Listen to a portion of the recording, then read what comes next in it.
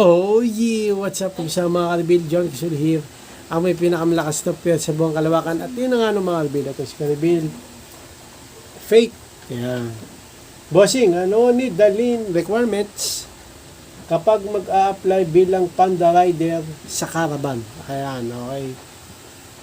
Tinutukoy ni Carbil sa Food Panda, ano? Pag mag-a-apply daw siya, ano yung requirements na dadalhin. Yung Caravan naman, yun yung Food Panda kasi walang ano yan walang office. Kumukuha sila ng isang place o lugar, tapos doon sila mag-hiring. Tawag doon Caravan. Okay, so tinanong ni Carbil, ano need dalhin na requirements pag mag-apply sa Caravan ng Food Panda. Okay, so ano ba yung ina-applyan mo, Carbil? Kasi dalawa yung pwede mo applyan sa Food Panda Delivery Rider. Isang bike rate at motor rate.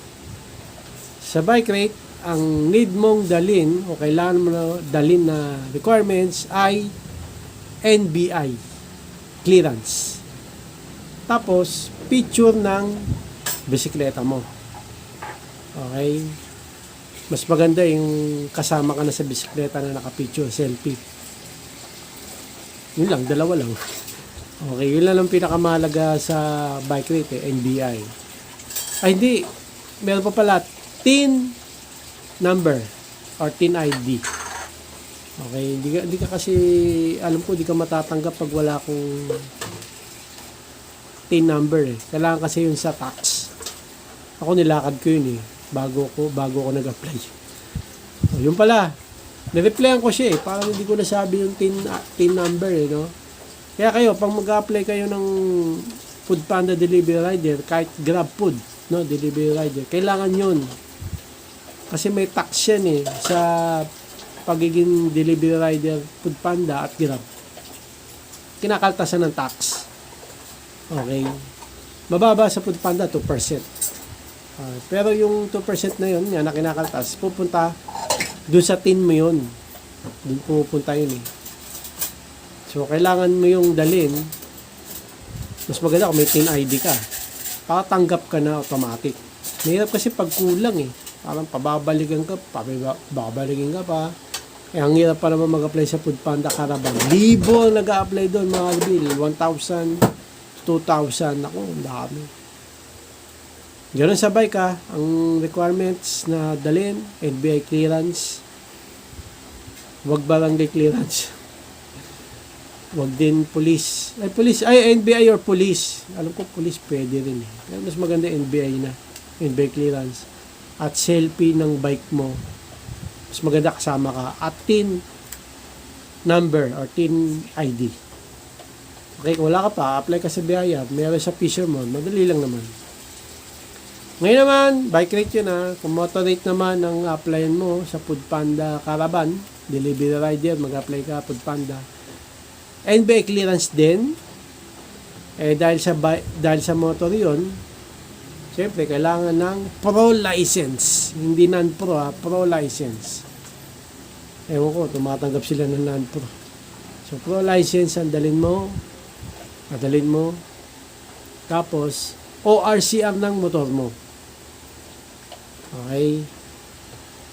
Tapos, selfie rin ng motor mo kasama ka, harap at likod. Yung likod, plaka. Kita dapat yung plaka. So, kuhanan mo siya ng, kasi pag magsiselfie ka, babaliktad yung plaka eh, di ba? Yung image.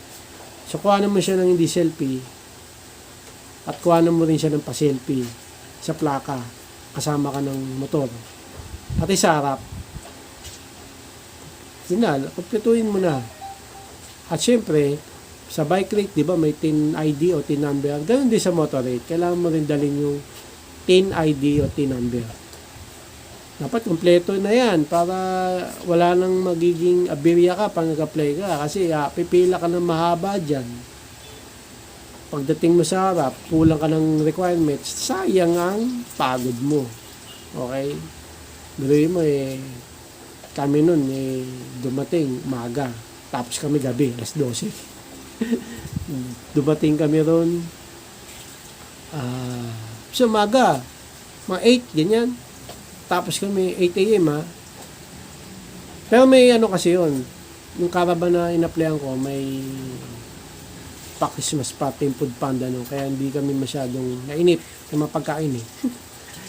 Okay. Pero yun nga, 8 a.m. kami nandun. Tapos kami 12 ng gabi, Karibil. Ang hirap mag-apply. Kaya kailangan pag mag-apply ka, kompleto. At meron ka pa palang, ito pa, huwag nyo kakalimutan, kahit bike rate o motor rate, SIM card na hindi mo pa ginagamit na pang-apply sa Foodpanda. Okay, kasi pag nag-apply ka ng Foodpanda online, di ba gagamitin mo yung SIM card number. Pag yun na-reject, ewan ko lang kung pwede pa gamitin yun. Kaya kailangan meron ka SIM card na fresh na hindi mo pa nare-register sa Foodpanda. Okay? Kaya dapat meron ka SIM card na kung meron kang SIM card na na-register mo na at na-reject, tingin ko pwede pa ayos yun eh. Pero dapat may backup kang SIM card na fresh. Kasi doon pupunta yung ano eh, pagka inano ka ng agent sa laptop, nandun ka na, di ba? Apply ka, bibigay mo yung bay clearance, tsaka yung mga system requirements. Yung mga requirements, sa pang-bike o pang-motor, kompleto, no? I-register na ngayon yung cellphone number mo. May OTP na darating dyan sa cellphone number mo. Kaya kailangan yung cellphone number na yun, buhay. Gamit mo sa cellphone na dala mo na nandun ka.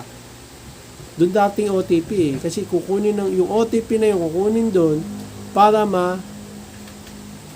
register yung number mo na yun. Napakalaga nun. Kaya kailangan may, bukod sa kung pag nag-apply ka na online, na reject, pwedeng maayos yun eh. Pero magdala ka ng backup na SIM card na fresh na hindi mo pa na-apply sa Foodpanda. Para wala kang mag-iabili. So, yun na lahat ng requirements pang mag-apply sa Foodpanda pa. Okay? Kung may kulang pa ako, comment nyo na lang yan. At kung may tanong kayo, comment nyo na lang din. Okay? Simula sa kita ng mga lang din na lang. Maraming salamat sa panonood. Please, like, comment, please, share, subscribe, click nyo yung bell button. Ha! Reagan, para updated kayo pag may bago upload tayong video sa muli mga karibig. Galbis, ingat mo sila at bye. OG, bound, headset.